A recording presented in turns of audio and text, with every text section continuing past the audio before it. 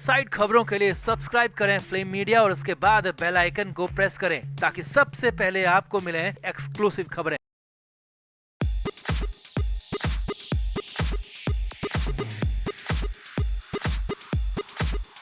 उद्धव ठाकरे की आधी पार्टी को खाली करने के बाद में एकनाथ शिंदे अब महाराष्ट्र कांग्रेस के पीछे हाथ धो के पड़ गए हैं और एकनाथ शिंदे का ऐसा असर कांग्रेसियों पर दिख रहा है कि बड़े बड़े नेता, कई बार के विधायक कांग्रेस छोड़कर एकनाथ शिंदे गुट में शामिल हो रहे हैं और ये सब कुछ हो रहा है निकाय चुनाव से ठीक पहले, जो कि कांग्रेस के लिए वाकई में हलचल मचाने वाली खबर है। लेकिन अब इस खबर से कांग्रेस उतनी परेशान नहीं है जितनी की उद्धव ठाकरे की पार्टी परेशान हो रही है और संजय राउत ने तो लिमिट ही क्रॉस कर दी है। संजय राउत ने कांग्रेस नेताओं के एकनाथ शिंदे की पार्टी को ज्वाइन करने पर तीखा हमला बोला है और एकनाथ शिंदे पर कई उल जुलूल आरोप लगा दिए। तो आपको भी पूरी खबर दिखाते हैं कि आखिर कौन कौन से कांग्रेस के बड़े नेता एकनाथ शिंदे गुट में शामिल हो गए और संजय राउत को क्यों मिर्ची लग रही है, आपको ये भी दिखाते हैं। आप भी वीडियो को शेयर करें और अपनी राय कमेंट बॉक्स में जरूर दें।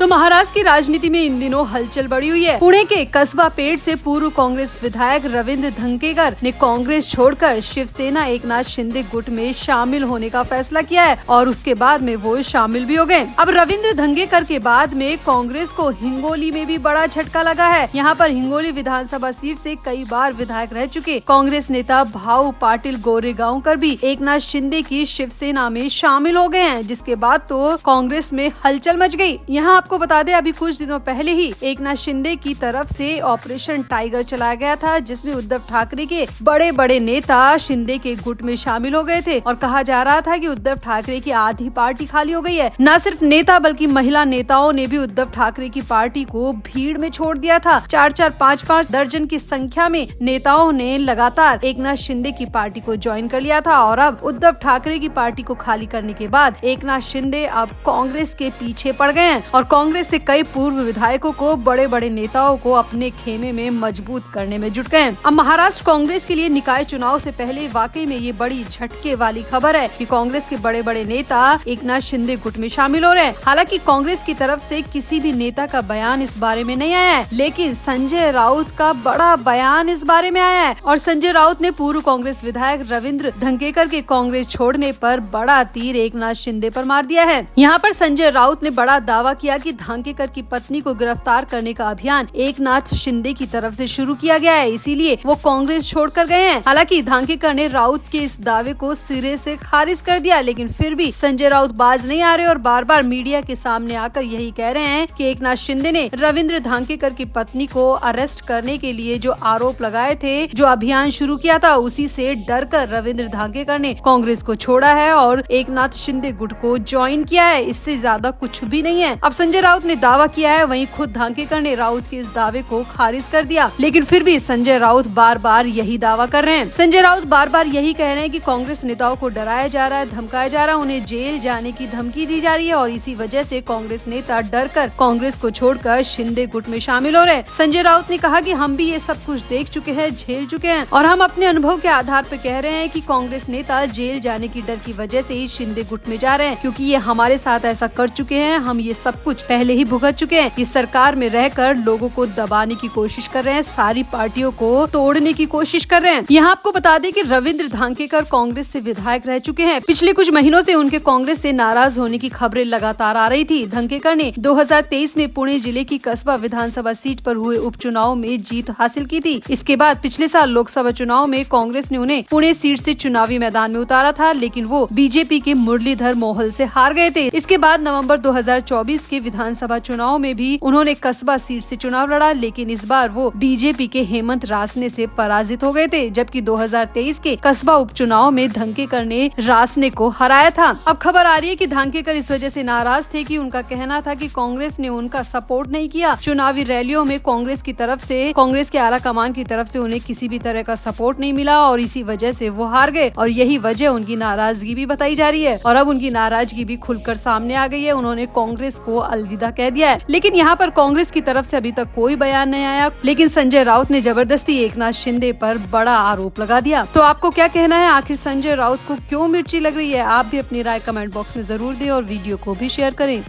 तो राज ठाकरे के कुंभ वाले बयान पर शिवसेना यूबीटी उनके सपोर्ट में नजर आ रही है। राज्यसभा सांसद संजय राउत ने राज ठाकरे के बयान का समर्थन करते हुए कहा कि उस रिपोर्ट को पढ़ा जाना चाहिए जिसमें कहा गया था कि पानी बहुत ज्यादा खराब है। इसके लिए बाबा जी यानी योगी आदित्यनाथ को कहिए कि वो एक SIT का गठन करें और पूरी तरह जांच कराएं। ये आपको बता दें कि राज ठाकरे ने कुंभ के दौरान पानी को गंदा बताया था और ये तक कहा था कि वो कभी भी ऐसे गंदे पानी में स्नान नहीं कर सकते। राज ठाकरे ने आगे ये भी कहा था कि लोगों को अंधविश्वास से बाहर निकलना चाहिए। मैं उस गंगा के गंदे पानी को भी नहीं छूंगा जहां करोड़ों लोगों ने स्नान किया है। राज ठाकरे ने अपने इसी बयान में कहा था कि बाबा नांद गांवकर कुंभ का पानी मेरे लिए लेकर आए थे, लेकिन मैंने कहा कि मैं इसे पीना तो दूर की बात टच भी नहीं करूंगा। अब राज ठाकरे के इस बयान पर उस वक्त भी काफी हंगामा हुआ था और अब ये विवाद एक बार फिर से गूंज चुका है। लेकिन अब हैरानी की बात यह है कि राज ठाकरे के इस बयान का उद्धव ठाकरे और संजय राउत समर्थन कर रहे हैं। जहां संजय राउत ने रिपोर्ट को पढ़े जाने की बात कही है, रिसर्च को देखने की बात कही है, वहीं साथ ही में योगी आदित्यनाथ से कहा है कि वो SIT का गठन करके जांच करवाएं। वहीं उद्धव ठाकरे भी राज ठाकरे के बयान का समर्थन कर रहे हैं। उद्धव ठाकरे ने कहा कि वाकई में लोगों को अंधविश्वास से बाहर निकलना चाहिए। ये बीजेपी ने इतना अंधविश्वास फैला रखा है कि लोग बैक्टीरिया वाले पानी से नहाने को मजबूर हो रहे हैं। उद्धव ठाकरे ने कहा कि आप लोग कह रहे हैं कि करोड़ों लोग जा रहे हैं, तो सोचिए जिस पानी में करोड़ों लोग रोज स्नान कर रहे हैं वो पानी कितना गंदा होगा और उस पानी से स्नान करने के बाद लोगों में किस तरीके की डिजीज पैदा होगी, कैसी कैसी बीमारियां पैदा होंगी, इसका अंदाजा भी नहीं लगाया जा सकता। उद्धव ठाकरे ने यहाँ पर यह भी कहा कि कुंभ के नाम पर बीजेपी लोगों को गुमराह कर रही है, अंधभक्ति के नाम पर लोगों को बीमारी की ओर धकेल रही है। वहीं संजय राउत ने यूपी के CM योगी आदित्यनाथ को लेकर कहा कि जब कुंभ चल रहा था तो ऐसी रिपोर्ट क्यों आई थी, गंदे पानी की बैक्टीरिया वाली रिपोर्ट क्यों आई थी? क्या आपकी पार्टी आपके खिलाफ काम कर रही है, आपकी राजनीति में अड़चन डालने के लिए ऐसा कर रही है? संजय राउत ने आगे कहा कि हम लोग महाराष्ट्र में जब एक दूसरे से मिलते हैं तो राम राम करते हैं, जय श्री राम ये लेकर आए हैं, ये देश का बंटवारा करना चाहते हैं। राम और जय श्री राम में क्या फर्क है? हम राम राम करते हैं, वो जय श्री राम करते हैं, लेकिन राम राम करने वालों को गलत बता देते हैं, जय श्री राम करने वालों को वो बड़ा बता देते हैं। तो क्या राम राम कहना गलत है? क्या सिर्फ सही जय श्री राम कहना ही है? राम राम कहना कहाँ से गलत हो गया? कुल मिलाकर उद्धव ठाकरे और संजय राउत ने बीजेपी को घेरने के लिए राज ठाकरे के इस बयान का पूरी तरह समर्थन किया और बैक्टीरिया वाले पानी को लेकर एक बार फिर से महाराष्ट्र की सियासत में विवाद खड़ा कर दिया। तो आपको क्या लगता है, क्या उद्धव ठाकरे अब राज ठाकरे को पटाने के लिए ऐसा कर रहे हैं या फिर बीजेपी के खिलाफ मुद्दा बनाने के लिए वो राज ठाकरे के बयान का सपोर्ट कर रहे हैं? आपका क्या कहना है? आपको क्या लगता है? आप भी अपनी राय कमेंट बॉक्स में जरूर दें और वीडियो को भी शेयर करें।